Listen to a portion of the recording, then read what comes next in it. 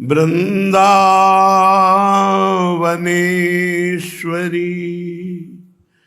तवैव पदारविन्दम् प्रेमामृतैकमकरन्द रसौघपूर्णम्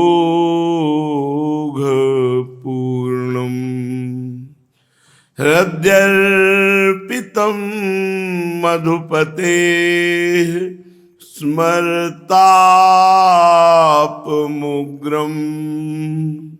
निर्वापयत् परमो शीतलमाश्रयामि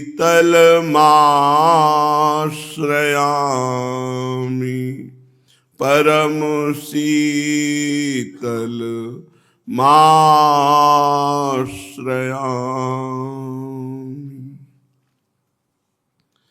परम सच्चिदानंद घन प्रेमानंद स्वरूप नवनिभृत निकुंज महामहिम परम पावन श्री वृंदावन धाम के लाड़िले युगल सरकार प्राणाराध्य प्राण प्रिय श्री प्रिया प्रीतम जो समस्त सहचरी वृंद खग मृग पशु पंछी तरुलता यमुना रसरानी रजरानी समस्त ब्रजवासी परिकर के चरणों में कोटिशः प्रणाम कोटिशः नमन नमस्कार। वृत्ति ये बहुत काम की चीज है। हर क्षण जैसे समुद्र में तरंगें उठती रहती है ऐसे अंतःकरण में चित्त से वृत्तियां उठती रहती हैं, उन्हें चित्त वृत्ति कहते हैं। जो एक एक चित्त वृत्ति को प्रियालाल के चरणों में श्री जी के चरणों में समर्पित करता रहता है, राधा राधा राधा, वो स्वयं परम पद का अधिकारी हो जाता है। कोई और साधन, कोई और चेष्टा, कोई और मार्ग, कोई और आश्रय ये जिसके जीवन में नहीं है, केवल एकमात्र महारानी जी के चरणों का आश्रय और राधा राधा राधा, तो एक एक वृत्ति प्रिया प्रीतम के चरणों में अर्पित करने का फल है कि अनंत जन्मों के पापों का नाश और इसी जन्म में परमानंद की अनुभूति। शरीर छोड़ने के बाद जो सदगति होनी है वो तो निश्चित है, लेकिन शरीर रहते सदगति का अनुभव हो जाए ये बहुत बड़ी बात है। शरीर रहते जीवन मुक्त हो जाए, शरीर रहते भगवदानंद में डूब जाए, ये बहुत बड़ी बात है। संसार की पद प्रतिष्ठा ये पूर्व जन्म के पुण्यों से प्राप्त हो सकती है। भजन का फल यश कीर्ति प्रतिष्ठा, बड़े बड़े लोग नमस्कार करें, ये नहीं है। ये पूर्व पुण्य और तप का फल है। लेकिन भजन का फल है दैन्य हो जाना, अमानी हो जाना, अकिंचन हो जाना, भगवत प्रेम में उन्मत्त हो जाना, ये भजन का फल है। कहीं त्रिभुवन में किसी भी वस्तु व्यक्ति स्थान में राग ही न रह जाए, ये भजन का फल है। भजन का फल शरीर स्वस्थ रहना, अनुकूलता प्राप्त होना, धन प्राप्त होना, मान प्रतिष्ठा प्राप्त होना नहीं है। अच्छे से समझ लो, शुभ और तप इन दो के द्वारा ये वैभव प्राप्त किया जाता है। भजन का फल है जिनका वैभव है उन भगवान को अधीन कर लेना, पर ऐसा कोई चाहता नहीं। प्रेमाधीन भगवान के प्रेम में कोई बिरला ही डूबना चाहता है, नहीं तो यही है कि हमारे भजन का फल अनुकूलता मिले, धन मिले, वैभव मिले, प्रतिष्ठा मिले, नाम हो जाए, ये सब मायाकृत, माया के ऊपर नहीं। माया के ऊपर त्रिगुणातीत भाव भजन है। भजन आनंदी संत से या गृहस्थ से पूछा जाए कि आप क्यों भजन करते हैं, तो उसका उत्तर उसका केवल हृदय से निकले, भजन के बिना हम जी नहीं सकते, बस यह है भजन का फल। और जब भगवान अधीन हो गए तो फिर माया की बात क्या। इसलिए भजन मार्ग में चलने पर अगर कोई भी बाधा पहुंचाता है तो हम उसे स्वीकार नहीं करते हैं। श्रीपाद प्रबोधानंद जी कह रहे हैं, सा में न माता सच में पिता न, स में न बंधु सच में सखा न, सा में न मित्रम सच में गुरुर्ना, यो में न वृंदावन वास मादिशेत। जो मुझे वृंदावन वास करने में सहायता न करे, सहर्ष वृंदावन वास की अनुमति न दे, या वृंदावन वास में बाधा पहुंचा दे, वृंदावन का आश्रय वास लेकर निरंतर भजन करने की वृत्ति यदि हमारे अंदर उदय हुई है तो अनंत जन्मों के सुकृत फल गए। प्रियालाल की अपार कृपा हो गई।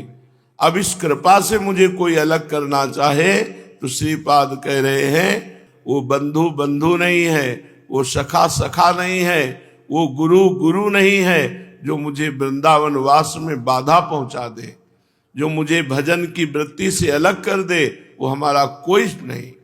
जाके प्रिय न राम वैदेही तजिए ताहि कोटि बैरीशम यद्यपि परम शनेही।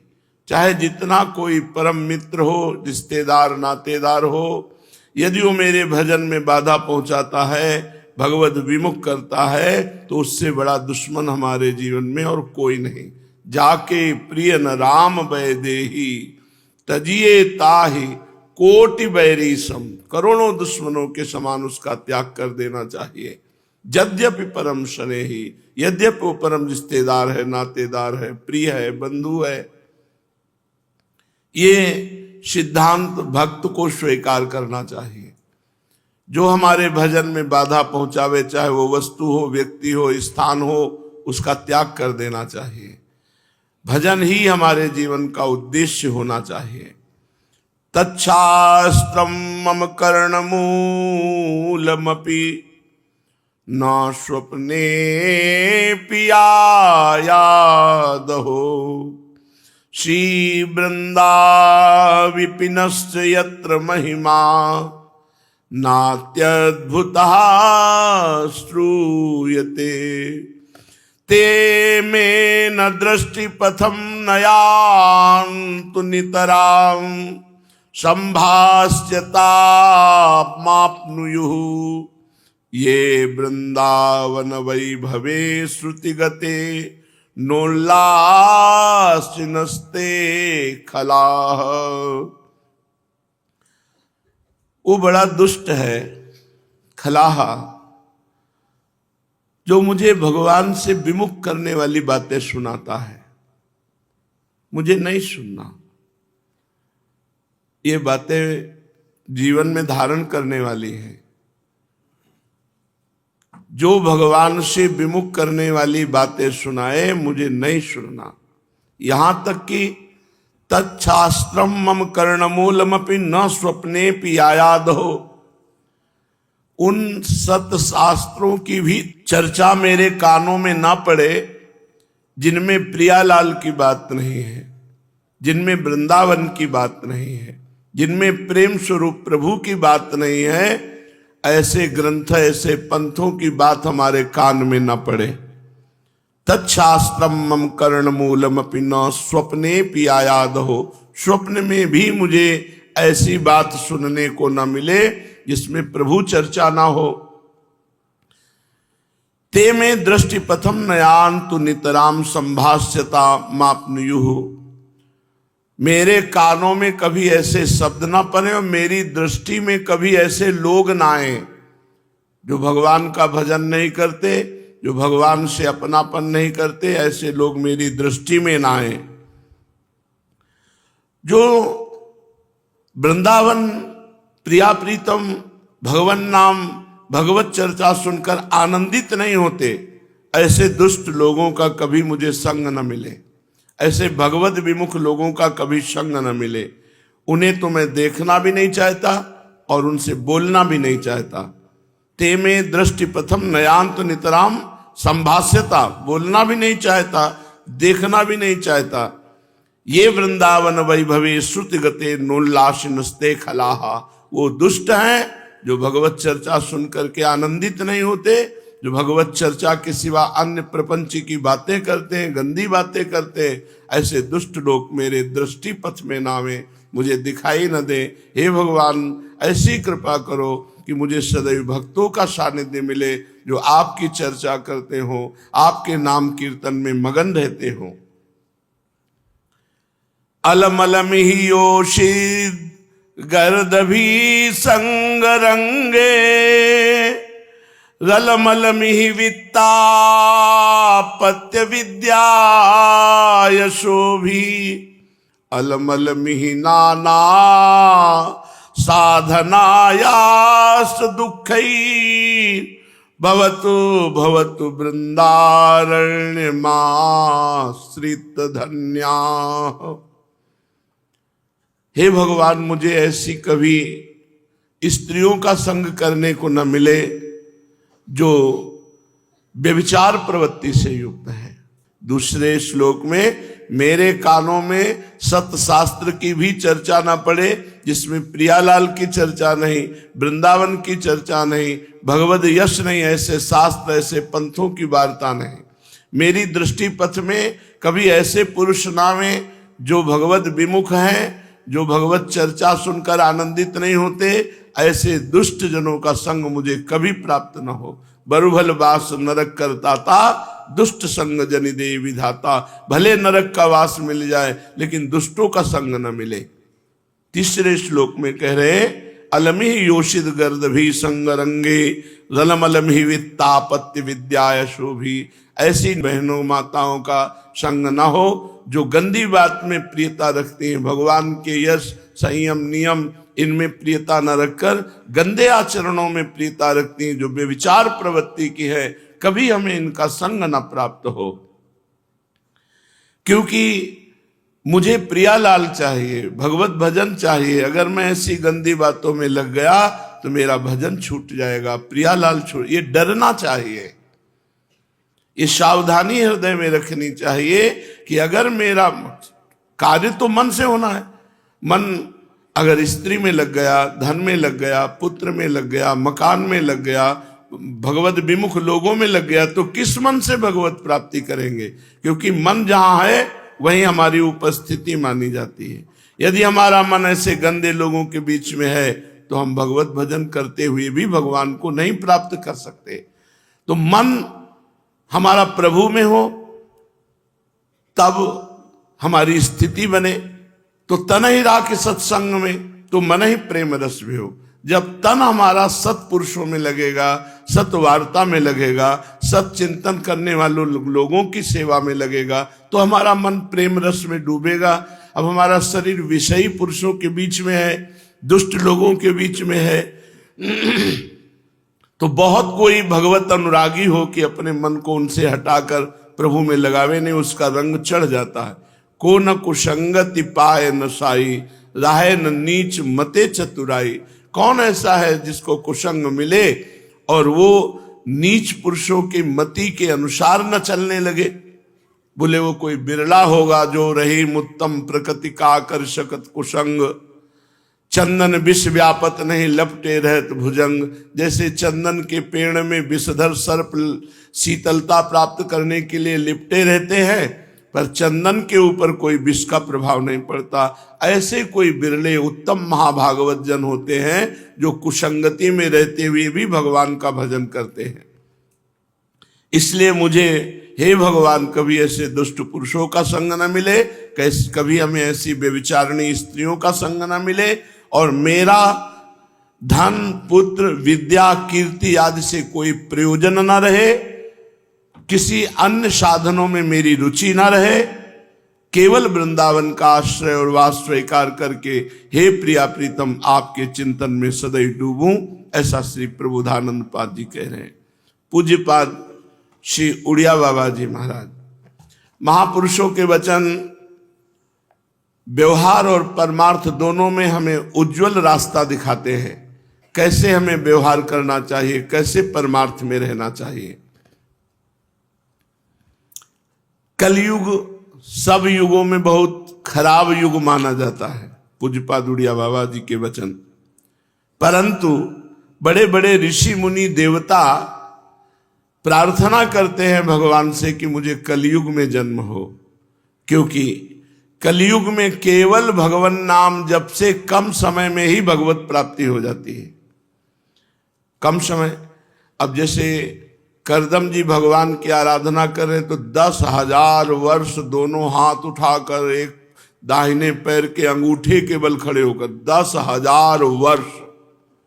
और कलयुग में तो आयु ही 100 है, कोई बिरला आगे बढ़ा संयम से तो 125 वर्ष की कलयुग में पूर्ण आयु मानी गई है। 125 तो कोई बिरले पहुंचता है, 60-70 में राधे श्याम हो जाते हैं। अगर इस छोटी सी आयु में यदि हम नाम जप, नाम कीर्तन, भगवत कथा श्रवण करें तो इसी से भगवत प्राप्ति हो जाएगी। जहां 10-10 हजार वर्ष ऐसे कठोर तपस्या करने पर कहीं भगवान का साक्षात्कार होता था, तो कलयुग में बहुत कम समय पर, कम साधना, कम परिश्रम, नाम जप, नाम कीर्तन से ही भगवत प्राप्ति हो जाती है। बाबा कह रहे हैं जो बड़ी बड़ी यज्ञों के अनुष्ठान से फल प्राप्त होता है वो जप यज्ञ के बराबरी नहीं कर सकता। यज्ञानाम जप यज्ञोस्मि, भगवान कह रहे हैं यज्ञों में सर्वश्रेष्ठ यज्ञ में जप यज्ञ हूं। और यज्ञों में तो ये देखना होता है कि यज्ञ करता सर्वांग पुष्ट होना चाहिए, पवित्र होना चाहिए। लेकिन नाम जप में पुरुष नपुंसक नारीवा जीव चराचर कोई, सर्व भाव भज कपट तज मोहि परम प्रिय सोए। कपट का त्याग करके जो भगवान का भजन करते हैं, चाहे जिस भाव से भजन करो, भगवान हमारे पिता हैं, भगवान हमारी माता हैं, भगवान हमारे मित्र हैं, भगवान हमारे पुत्र हैं, भगवान हमारे पति हैं, जिस भाव से चाहो, सर्व भाव भज कपट तज मोहि परम प्रिय सोए। इसलिए चाहे बालक हो, चाहे बूढ़ा हो, चाहे रोगी हो, चाहे स्त्री हो, चाहे कोई भी हो, भगवान नाम सबको परम पद प्रदान करने में समर्थ है। तो कलयुग में भगवान नाम, कलयुग केवल नाम आधारा, सुमिर सुमिर नर उतर ही पारा। मैं अपने अनुभव की बात कहता हूं कि इस कलयुग में भगवान नाम जप और ब्रह्मचर्य, ये दो से सब कुछ प्राप्त हो सकता है। पूज्यपाद उड़िया बाबा जी कहते हैं, मैं अपने अनुभव की बात कहता हूं, इस कलयुग में भगवान नाम जप और ब्रह्मचर्य, जितेंद्रियता, इससे सब कुछ प्राप्त हो जाएगा। तत्व ज्ञान कलयुग में प्राप्त करना बहुत कठिन है, पर नाम जापक को तत्व ज्ञान भी हो जाएगा। तत्व ज्ञान परम पवित्र हृदय वालों के ही हृदय में स्फुरित होता है और नाम जप से हृदय परम पवित्र हो जाता है। समस्त पवित्रताओं का स्वरूप है कि संसार का चिंतन न हो, प्रभु का चिंतन हो। आपका हृदय पवित्र हो गया, इसकी पहचान अब संसार का चिंतन नहीं होता, अब प्रभु का चिंतन होता है। सबसे कठिन कार्य है भगवान नाम जप करना। बुद्धि को पवित्र करने वाला, तत्व ज्ञान प्राप्त कराने वाला, भगवत प्रेम प्रदान करने वाला और परम कल्याण करने वाला एकमात्र कलयुग में भगवान नाम है। जो पकड़ पाओ तो पकड़ लो, खूब राधा राधा राधा राधा जपो, इससे तुम्हारा सर्व प्रकार से मंगल हो जाएगा। जिस दिन हमारी जिह्वा पे नाम आया, उसी दिन नामी भगवान हमारे साथ हो गए। विश्वास करो, यदि मुख में नाम चल रहा है तो भगवान तुम्हारे साथ हैं। मुख में हो राम नाम, राम तेरे हाथ में, वो बंदे तू अकेला नहीं, राम तेरे साथ में। अगर नाम जप कर रहे तो भगवान तुम्हारे हाथ में होगा। अखिल कोटि ब्रह्मांड नायक परात्पर प्रभु वश में हो जाते हैं उस नाम जापक के, जो एकमात्र भगवान के नाम का ही आश्रय लिए है। सुमिरि पवन सुत पावन नामू, अपने बस करी राखे रामो। राम कृष्ण हरि शिव नाम अनंत हैं, पर सब हमारे भगवान के नाम हैं और सब समान फल देने वाले हैं। जिनकी भगवान नाम में रुचि नहीं है उनको जबरदस्ती नाम जपना चाहिए। पाप के कारण नाम में रुचि नहीं होती, इसलिए पहले रुचि में आनंद में ये मन एकाग्रता से लगता है कि नहीं, इसमें नहीं फंसना चाहिए। रुचि है कि नहीं है, आनंद मिल रहा है कि नहीं मिल रहा है, एकाग्रता मन की है कि नहीं, ये सब बातें छोड़ो। आपको केवल संख्या पूरी करनी है। नवीन साधक को एक संख्या गुरु से निश्चित करा लेनी चाहिए। 51 माला, 61 माला, 21 माला, 31 माला।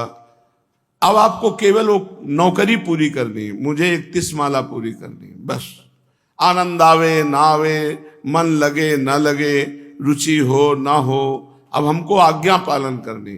तो आप कुछ दिन में देखेंगे नाम भगवान आपकी अरुचि को नष्ट कर देंगे, चंचलता को नष्ट कर देंगे। आपका मन एकाग्र होने लगेगा, नाम में रुचि आने लगेगी, और नाम में रुचि मन एकाग्र तो आनंद अपने आप आने लगेगा। अभ्यास करने वालों को नींद बहुत सताती है। ऐसे चाहे नींद ना आवे, लेकिन जहां जप में बैठोगे तहां जमुआई आने लगेगी, नींद आने लगेगी। चूक गए तो नींद में पहुंच गए। इस निद्रा रूपी दोष को जड़ से उखाड़ देना है, बाबा कह रहे हैं। ये तभी हो सकती जब भरपूर नींद लो। 5 घंटे सो, 24 घंटे में 5 घंटे बहुत ज्यादा हो जाते हैं। 6 घंटे 7 घंटे बहुत श्रम करने वाले के लिए, इसके ऊपर तो प्रमादी है, निंदनीय है जो 6-7 घंटे के ऊपर सोता है। ये 6-7 घंटे उनकी बात है जो बहुत परिश्रम करते हैं, दिन भर लगे रहते हैं। साधक को 5 घंटे पर्याप्त है, 5 से 5.5 घंटे नहीं होना चाहिए। अच्छे साधक तो 3 घंटे में अपना समय पूरा कर लेते हैं नींद का। जो नींद को समय दिया उसके अलावा फिर नींद को समय मत दीजिए, उससे लड़िए। नींद से लड़ा जाता है। अब ऐसा नहीं कि नींद हमें परास्त कर, नहीं, हम भगवान के अंश हैं, हम में अपार शक्ति है, हम जैसे चाहें वैसे इस नींद को लें। इससे लड़ा गया है नींद से, तो हमें सोने में अरुचि है। जैसे किसी को होता है ना कि आराम से लेटे, हा, हमें नहीं, हमें एक अरुचि सी है। अगर लेटे भी तो चतुरासी जी, निज मंत्र, बस उसी में मन को लगाने की चेष्टा। जो भगवान में चित्त को जोड़े हुए हैं उनको साधारण शरीरधारियों की तरह ट्रीटमेंट नहीं किया जाता है। उनका अलग, तुम्हारी दवा अलग चलेगी, उनकी दवा अलग चल रही। राधा राधा राधा राधा, ये दवा सब दवाओं के ऊपर है। धन्वंतरी जी ने आयुर्वेद का शोध करके निकाला कि अच्युत कृष्ण गोविंद नाम में जो रोग निवारण की सामर्थ्य है वो किसी औषधि में सामर्थ्य नहीं है। तो यदि हम अभ्यास करें तो रोग में भी, शोक में भी, समस्या में भी, विपत्ति में भी, हर परिस्थिति में नाम जप के द्वारा हम विजय प्राप्त कर सकते हैं। नाम जप नहीं तो माना शरीर उतना आपका चेष्टाहीन दिखाई देगा जब रोग का प्रभाव होगा, लेकिन आपकी चित्त वृत्ति चेष्टाहीन नहीं होगी, वो भगवत चिंतन परायण होगी। यही खास बात है। अगर चित्त चित्तचोर में लगा हुआ है तो फिर क्या परेशानी, और चित्त शरीर में लगा हुआ है तो स्वस्थ होते हुए भी जलते रहते हैं। भोग वासना, नाना प्रकार की कामना उनको सताती रहती है। तो ये प्रतिज्ञा करना चाहिए कि नाम जप के समय मुझे नींद नहीं लेनी। बड़ी मुश्किल से तो भगवान की कृपा से जप करने का अवसर मिलता है, और उसमें भी झटके मारोगे, सोओगे तो फिर कैसे बात चलेगी। सीधी मेरुदंड रहे, अभ्यास कर लो, सब बात बन जाएगी। जीवन में कभी कोई सुविधा स्वीकार नहीं की, कभी सुख स्वीकार नहीं किया, जीवन में नहीं स्वीकार किया। वह भी है भगवान की कृपा से, जितना जैसे चलता है वैसे। आज भी गीजर से नहीं नहाते, ठंडे पानी से। गंगा का नहाया हुआ शरीर है तो गीजर फीजर सुहाता थोड़ी है। शरीर सुख का इतना लालच बढ़ गया है, शरीर को एक जड़ वस्तु है, इसको बहुत सुंदर सुंदर साधनों में लगाइए, इसको जैसे चाहो वैसे रख लो, से ज्यादा इसको सुविधा मत दो, सुविधा मत दो। जब नींद पर कब्जे की बात आती है, जैसे सोते थे ना तो कंबल से डर लगता था, डर ये हमको नींद में सुला देगा, कभी कंबल नहीं ओढ़े। पीछे के जीवन में अब कहाँ गंगा किनारे कंबल लिए घूमेंगे क्या, ऐसे नीचे का चला उतारा ओढ़ लिया, ऐसे 2-3 घंटे जो बेहोशी रही, फिर मंत्र चल रहा है। अपने जीवन को भगवदानंद में अब मार, इतनी मोटे मोटे गद्दे, इतनी मोटी रजाई, और उसमें भजन होगा तुम्हारा, लेटते ही विषय चिंतन होगा। भजन तो होता है कुशासन में लेट के देखो, एक कुशासन यहाँ हितधाम में और ऊपर मार्किन, बस कुशासन में लेट के देखो, विषय चिंतन थोड़ी होगा, भगवत चिंतन होगा। हर वस्तु का अपना प्रभाव है।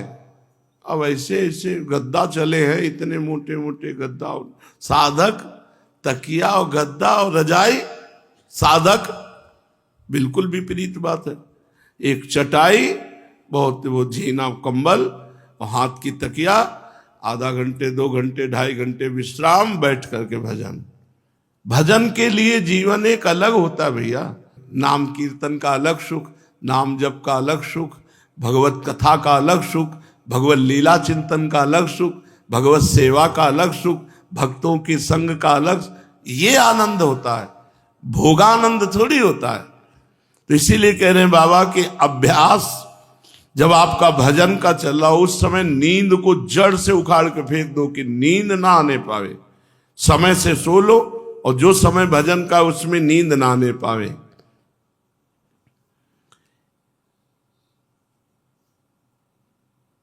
जोई नाम से ही कृष्ण भज निष्ठा करी, नामेर सहित आछे आपन श्री हरि। जो भगवान का नाम है वही कृष्ण साक्षात है। ये बाद में नाम जपते रहो, तुम खुद अनुभव कर लोगे कि कृष्ण नाम साक्षात कृष्ण है, राधा नाम साक्षात राधा किशोरी जी है। भगवान के स्वरूप में नाम जापक का प्रेम हो जाता है, पर नाम में प्रेम होना कठिन होता है। नाम में प्रेम हो गया तो भगवान के स्वरूप में प्रेम हो जाएगा। बहुत महिमा नाम की है। और सही पूछो, माया ऐसे प्रपंच फैला देती है धार्मिक साधनों की कि नाम में रुचि पैदा करने का समय ही नहीं रह जाता। बोले अमुक कार्य है, अमुक धर्मानुष्ठान है, बस वो एक बाहरी बातों में, नाम जप में नहीं। सच्ची कहते हैं लाखों में कोई एक होगा जो नाम जप का नियम लिए होगा। लाखों साधन करने वालों में कोई एक होगा जो नाम जप का नियम लिए होगा। नहीं ऐसे ही समय बहता चला जा रहा है काल के प्रवाह में, ये करना है, वो करना है, ऐसा है, उस संगोष्ठी में जाना है, वहां ये कार्य कर। नाम जप अंदर से निरंतर चिंतन बहुत कठिन बात है। जब तक नाम जप में रुचि नहीं होगी तो भगवान के स्वरूप में प्रेम नहीं होगा। फिर अपना यश कीर्ति प्रभाव इस पर चिंतन होता है। जिसने बहुत दिन तक गुरु की सेवा नहीं की उसे नाम में प्रेम नहीं हो सकता। असली में गुरु भक्त के ही हृदय में नाम प्रेम जागृत होता है। जिसने बहुत समय तक गुरु सेवा की हो तो उसे नाम प्रेम प्राप्त हो जाएगा और नाम से भगवान के स्वरूप की अनुभूति हो जाती है। नाम का स्मरण प्रेम में कर देता है। नाम का स्मरण किए बिना रहा न जाए, यही खास बात है।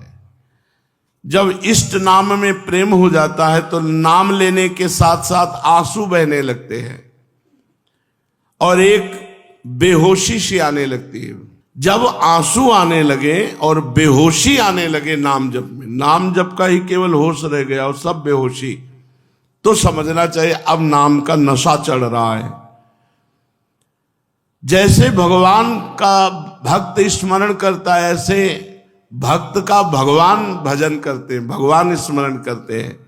देखो, एक और श्री किशोरी जी कृष्ण कृष्ण कृष्ण, तो दूसरी ओर श्री कृष्ण राधा राधा राधा ऐसा रखते हैं। पूज्य बाबा कह रहे हैं इससे निश्चय होता है कि यदि आप भगवान का स्मरण करेंगे तो भगवान आपका स्मरण करेंगे।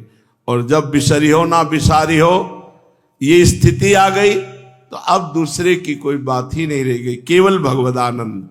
चलते हैं श्रीमद् भागवत महापुराण, प्रसंग चल रहा है मिथिलाधिपति विदेहराज जनक जी महाराज नवयोगीश्वरों से प्रश्न करते हैं, यानि यानि कर्माणि यैर्यैः स्वच्छन्द जन्म भी चक्रे करोति कर्ता वा हरिस्तानि ब्रुवन्तु नः।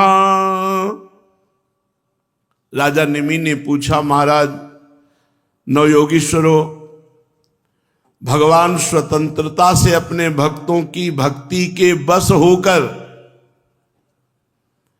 अपने भक्तों की भक्ति के बस होकर अनेकों प्रकार के अवतार ग्रहण करते हैं, अनेकों लीलाएं करते हैं। आप लोग कृपा करके भगवान की उन लीलाओं का वर्णन कीजिए जो वे अब तक कर चुके हैं, कर रहे हैं या आगे करेंगे। द्रुमिल जी महाराज 7वें योगीश्वर बोले, यो वानन्तस्य गुणानन्ता ननु क्रमिष्यन् सतु बाल बुद्धि रजांसि भूमेर्गणयेत् कथंचित् कालेन नैवाखिल शक्ति धाम्नः। महाराज विदेहराज, भगवान अनंत हैं और भगवान के गुण भी अनंत हैं। जो ये सोचता है कि मैं भगवान के गुणों का पार पा जाऊंगा, या वो मूर्ख है या बाल बुद्धि, वो अभी बालक बुद्धि है। यह तो संभव है कि कोई किसी प्रकार से पृथ्वी के धूल कणों को गिन ले, असंभव है पर ऐसा हो सकता है, कोई कर ले। भला धूल कणों को कैसे कोई गिन सकता है? परंतु समस्त शक्तियों के आश्रय भगवान के अनंत गुणों का कोई कभी भी किसी भी प्रकार से पार नहीं पा सकता। भगवान ने अपने आप को पृथ्वी के रूप में, देखो पृथ्वी भी भगवान बने, जल भी भगवान बने, अग्नि भी भगवान बने, वायु भी भगवान बने, आकाश भी भगवान है। सबसे पहले भगवान ने अपने को इन 5 भूतों के रूप में रचा और अपने आप में सृष्टि की है, किसी दूसरे की नहीं। ये आप स्वयं ही बने हुए हैं, पृथ्वी जल अग्नि वायु आकाश। जब इनके द्वारा विराट शरीर ब्रह्मांड का निर्माण करके उसमें लीला से प्रभु अंतर्यामी रूप से प्रवेश करते हैं, भोक्ता रूप से नहीं, क्योंकि भोक्ता तो अपने पुण्यों के फलस्वरूप देहाभिमानी जीव कहा जाता है। तो जो अंतर्यामी रूप से प्रभु विराजमान रहते हैं उनको नारायण कहते हैं। वो आदिदेव नारायण पुरुष नाम से, यही भगवान का पहला अवतार है। भगवान पंचभूतों के रूप में, फिर उनमें लीला से अपने अंश अंतर्यामी रूप से प्रवेश करते हैं, उन्हें आदिदेव नारायण को पुरुष कहते हैं। यही भगवान का पहला पुरुषावतार है। उन्हीं के इस विराट ब्रह्मांड शरीर में तीनों लोक स्थित हैं। उन्हीं की इंद्रियों से समस्त देहधारियों की ज्ञानेंद्रियां और कर्मेंद्रियां बनी हैं। ये ज्ञानेंद्रियां और कर्मेंद्रियां भगवान की ही शक्ति से बनी है। उनके स्वरूप से ही स्वतः सिद्ध ज्ञान का संचार होता है।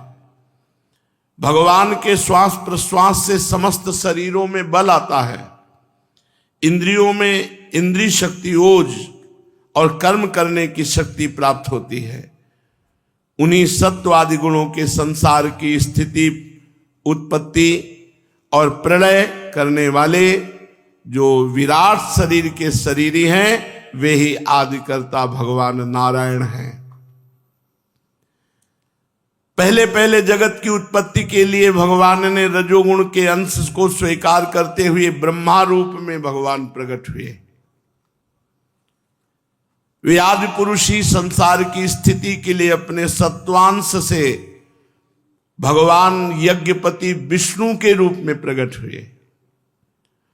वे ही तमोगुण के अंश से जगत का संहार करने के लिए भगवान रुद्र महादेव के रूप में प्रकट हुए।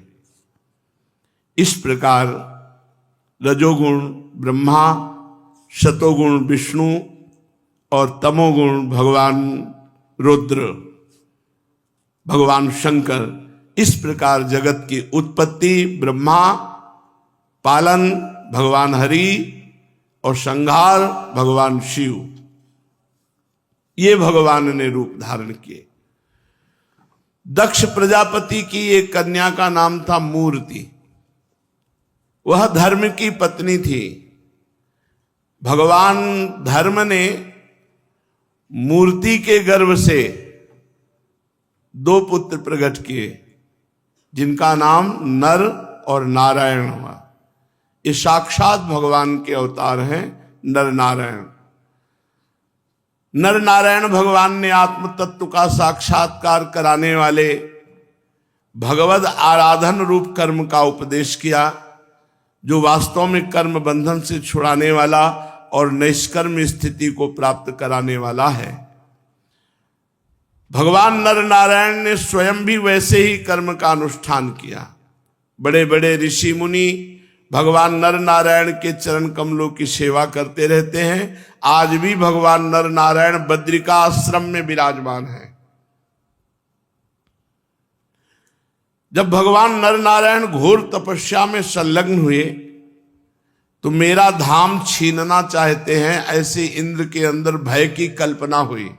जब कोई अधिक तपस्यावान होता है तो इंद्र भयभीत हो जाते, कहीं मेरा इंद्रासन ये छीन न ले, इसलिए तुरंत उसको भ्रष्ट करने की चेष्टा करते, तपस्या से नष्ट करने की चेष्टा करते।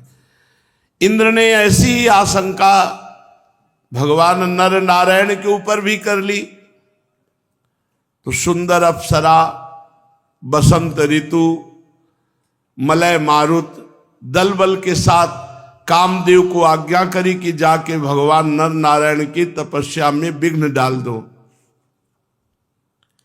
कामदेव को भगवान नर नारायण की महिमा का ज्ञान न था, इसलिए वह अप्सरागण बसंत मंद सुगंध वायु के साथ बद्रिका आश्रम में जाकर के वहां अपना प्रभाव फैला दिया। जहां नर नारायण भगवान तपस्या कर रहे थे, शीतल मंद सुगंध वायु चलने लगी।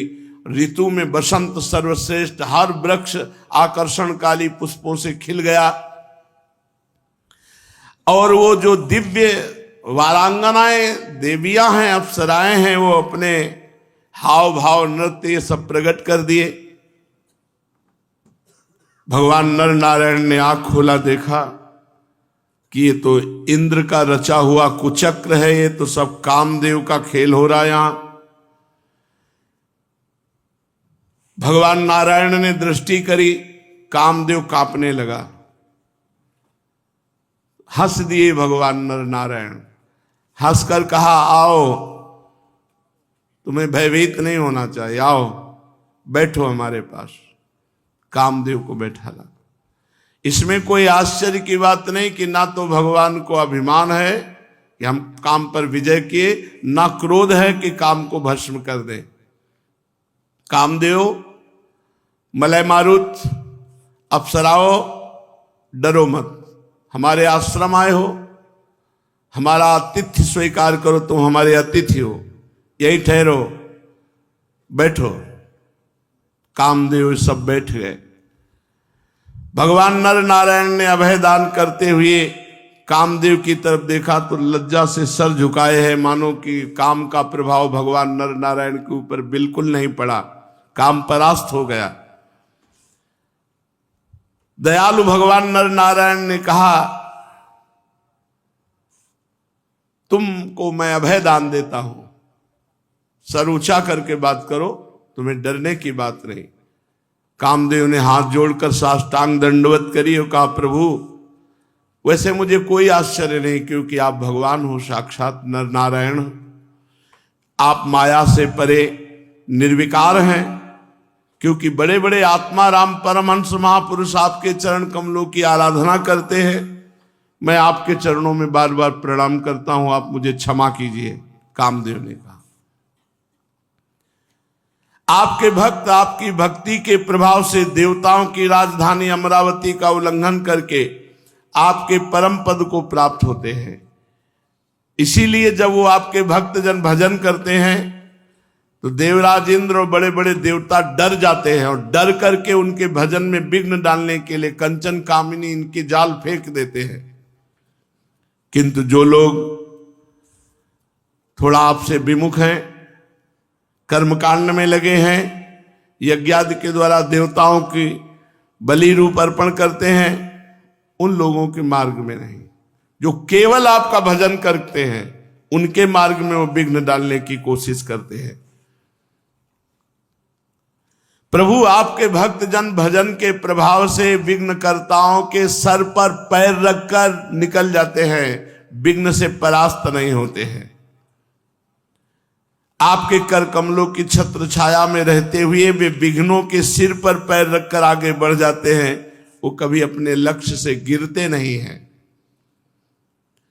प्रभु मैंने देखा है, बहुत से लोग गर्मी बर्दाश्त कर लेते हैं, सर्दी बर्दाश्त कर लेते हैं, भूख प्यास बर्दाश्त कर लेते हैं, आंधी पानी ओले सब बर्दाश्त कर लेते हैं, रसेंद्री के भोगों को रोक लेते हैं, जनेंद्री के वेगों को सह लेते हैं, जो अपार समुद्र के समान है, परंतु गुस्सा को काबू में नहीं कर पाते, क्रोध को काबू में नहीं कर पाते।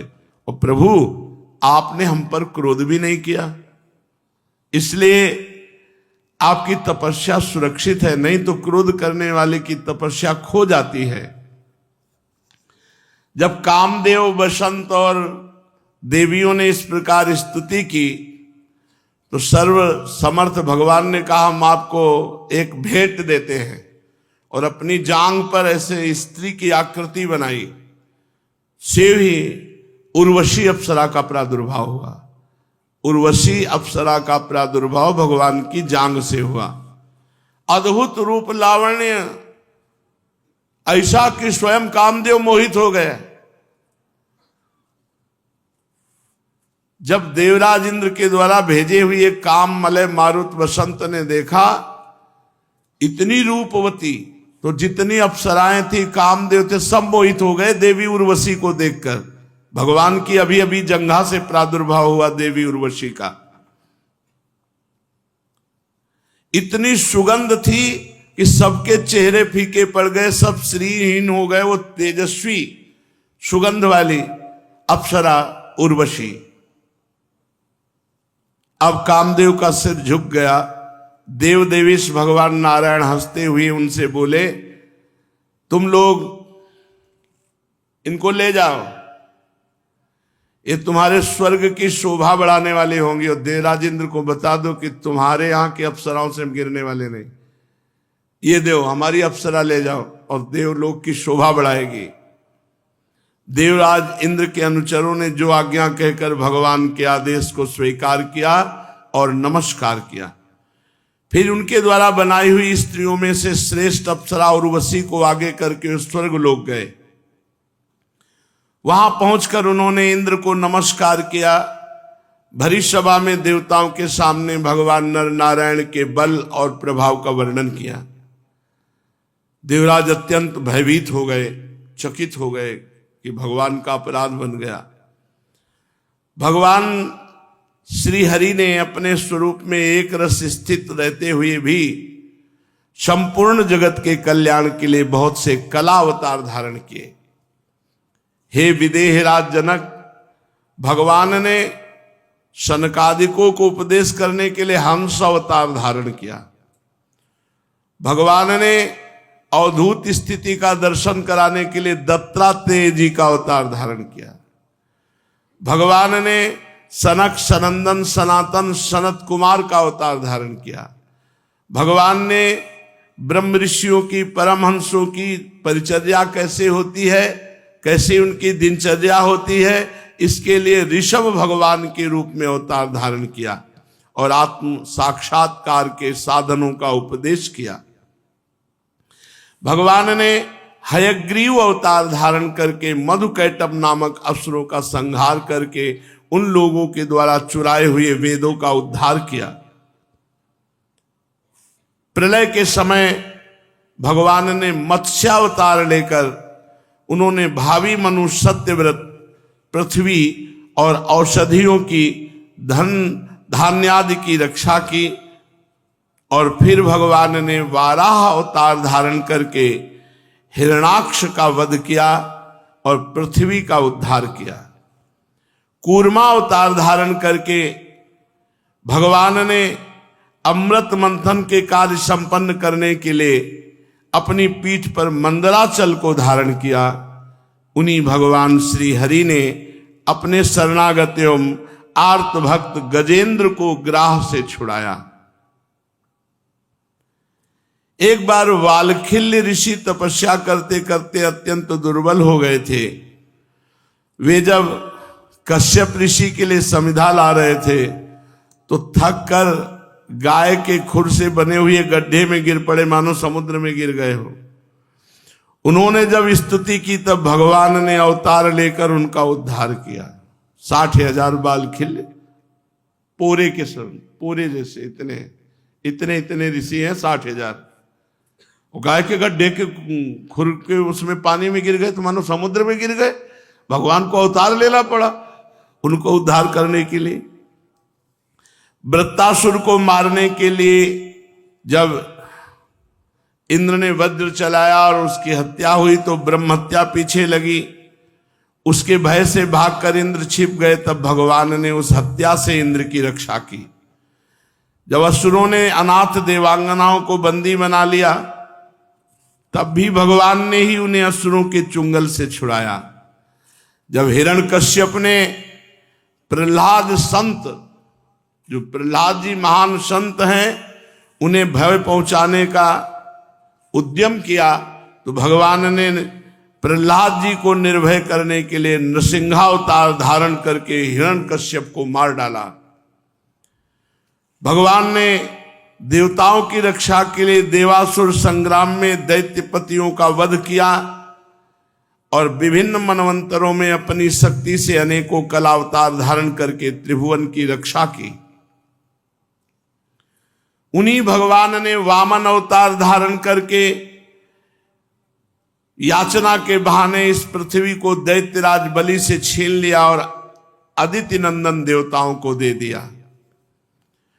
उन्हीं भगवान ने परशुराम अवतार धारण करके पृथ्वी को 21 बार जो दुष्ट स्वभाव वाले क्षत्रिय थे उनसे विहीन किया। परशुराम जी तो है वंश का प्रलय करने के लिए मानो भृगु वंश में अग्नि रूप से ही अवतीर्ण हुए थे।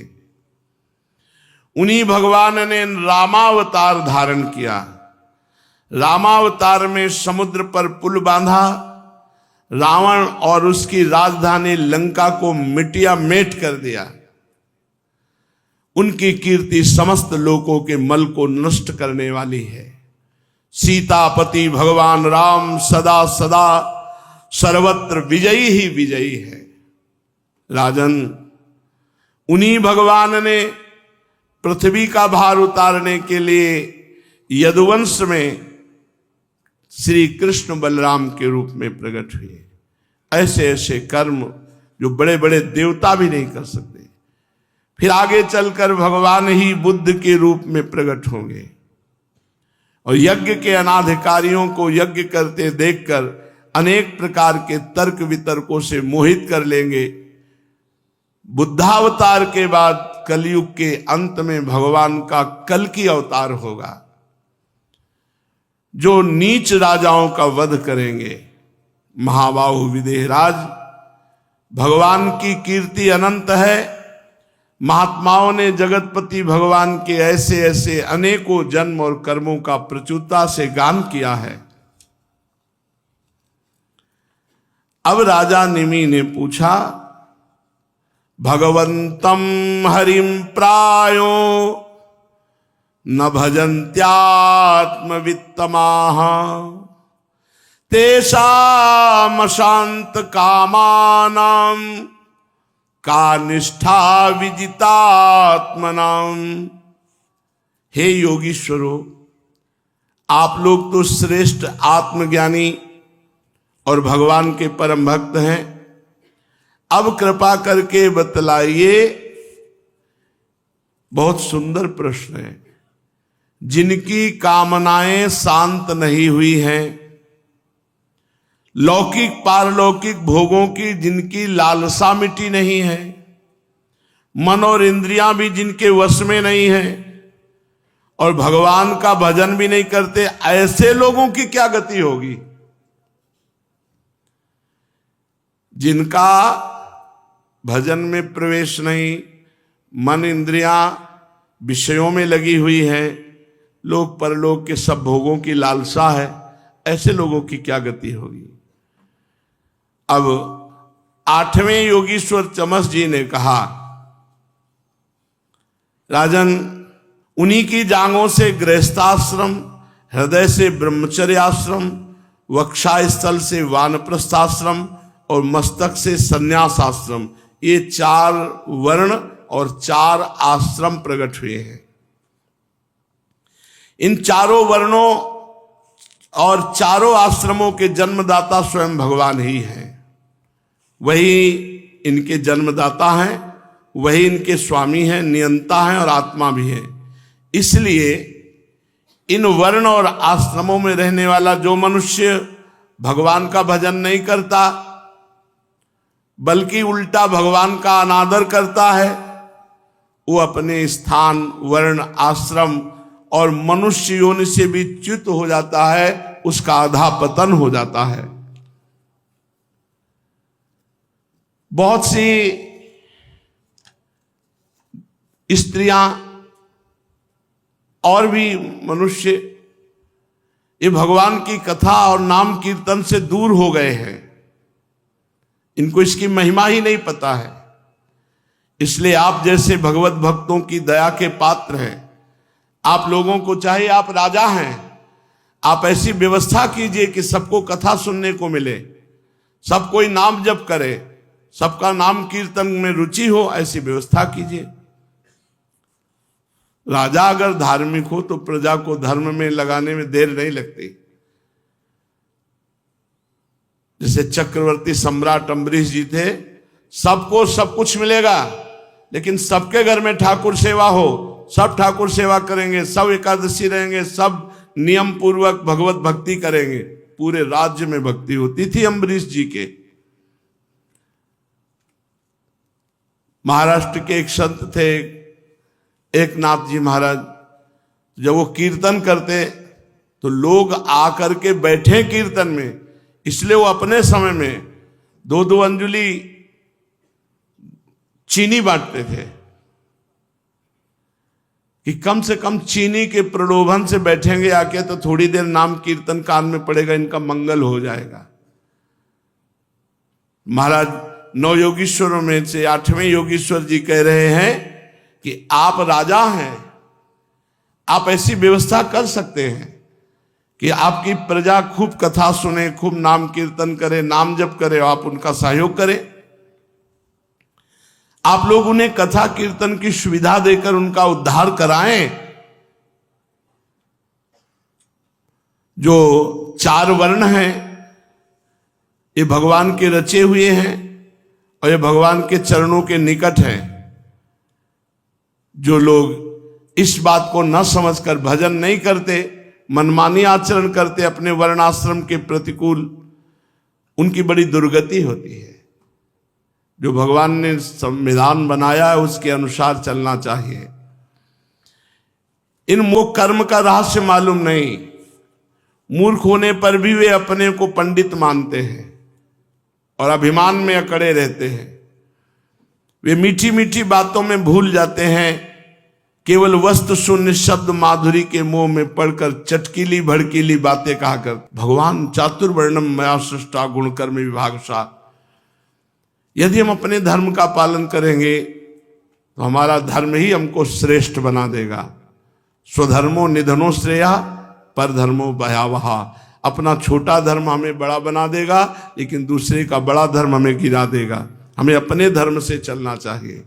धर्म कोई परिवर्तन करने वाली चीज है क्या? धर्म को ये थोड़ी कि आज हम इस धर्म के तो उस धर्म में चले जाएंगे, नरक जाने का रास्ता पुष्ट कर। अपने धर्म में स्वधर्मो निधनो श्रेया पर धर्मो भयावहा, भगवान के वचन है। तो लोग मीठी मीठी बातों में भूल जाते हैं, मानते हैं भगवान को ही अंग्रेजी में गॉड कहते हैं, हिंदी में भगवान कहते हैं। भजन करो, भजन के लिए मार्ग है, चाहे जितने जो भी मार्ग। पाखंड की वृद्धि हो रही, खुली बात है, कोई बोलने वाला नहीं ना। पाखंड की वृद्धि, क्योंकि अपने से मतलब नहीं तो हमारे ऊपर चढ़ाई हो जाएगी, चढ़ाई हो जाएगी। डर करके धर्म का पालन नहीं होता। कोई भी धर्म सुलझ करके किसी भी धर्म में देखो, हमारे श्री भगवान जय को प्राप्त है। और भगवान से विमुख फिर तो और सब नाटक होता है, माया का नाटक होता है, सब नाटकबाजी केवल वासनाओं की पूर्ति के लिए। तो यहां देखो कह रहे हैं, ये मूर्ख होने पर भी अपने को पंडित मानते हैं और अभिमान में अकड़े रहते हैं और मीठी मीठी बातों के भुलावे में साधारण लोगों को भुला देते हैं। चंद भोगों के लिए धर्म परिवर्तन, अपने सनातन पद्धति को कोई हमें भोग दे रहा, उसके लिए अपने धर्म को दे दे। अरे धर्म के लिए प्राणों को दिया गया है, तुम भोगों के लिए धर्म को दे रहे हो। बिल्कुल बुद्धि मारी गई है। ये केवल वस्तु शून्य शब्द माधुरी के मोह में पड़कर चटकीली भड़कीली बातें कहते रहते हैं। ऐसे लोगों की कामनाओं की तो सीमा नहीं रहती और क्रोध इनके नाक में बैठा रहता है जैसे सांप। बनावटी घमंड से प्रेम होता है और ये पापी लोग विशुद्ध भक्तों की हंसी उड़ाते हैं और भगवान की निंदा करते हैं। यही नहीं, ये परस्पर जब बैठते हैं तो भोगों की बातें करते हैं, भगवान की बातें नहीं करते। जहां का सबसे बड़ा सुख है स्त्री भोग, वहीं अपनी बुद्धि सीमित रखते हैं। यदि ये लोग कुछ करते भी हैं तो शास्त्र का उल्लंघन करके करते, मनमानी आचरण। ये कर्म का रहस्य न जानने वाले अपनी जीव की संतुष्टता के लिए पशुओं को बलि देते हैं, अपनी जीव की संतुष्टता के लिए। एक हमको दिखाया कि एक बकरी को जिंदा ऐसे पहले बड़ी आग का ऐसे पुंज और उसमें डाल दिया, जिंदा बकरी, बलवान बकरी ऐसे डाल दी और वो फिर निकल के भगी जलती हुई, फिर उसे मार मार। ऐसे ही भगवान जलाते हैं। फिर बंद कार में आग लग गई, अवश्य में वो भोक्तव्यम कृतम कर्म। बंद कर दे रे मछली और मुर्गा खाने वालों, नहीं मछली मुर्गा जैसे तुम खा रहे हो ऐसे तुम्हें खाया जाएगा, पक्का समझ लो। और तुम्हारे शरीरों की ऐसी दुर्दशाएं होंगी, चाहे देख लेना, अभी नहीं तो अगले जन्म में देख लेना, क्योंकि तुम अविनाशी हो, शरीर छूटने वाले हैं, कपड़े बदलते रहेंगे, तुम्हें भोग भोगना पड़ेगा। ये लोग अपने जवान को संतुष्ट करने के लिए पशुओं की हत्या करते हैं और मांस खाते हैं। धन, वैभव, कुलीनता, विद्या, दान, सौंदर्य, बल, ये घमंडी लोग इससे अंधे होकर भगवत प्रेमी संतों का और ईश्वर का अपमान करते हैं।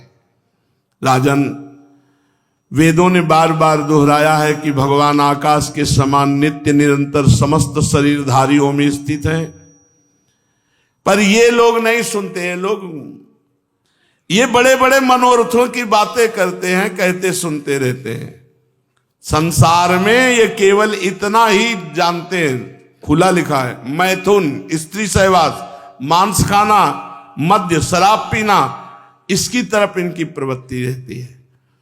उस प्रवृत्ति को अपने यहां धर्म शासन में बांधा गया है। जब तक ब्याह ना हो तब तक ब्रह्मचर्य से रहो, फिर विवाह हो गया तो अपने पति से अनुराग करते हुए या पत्नी से अनुराग करते हुए गृहस्थ आश्रम के अनुसार चलो।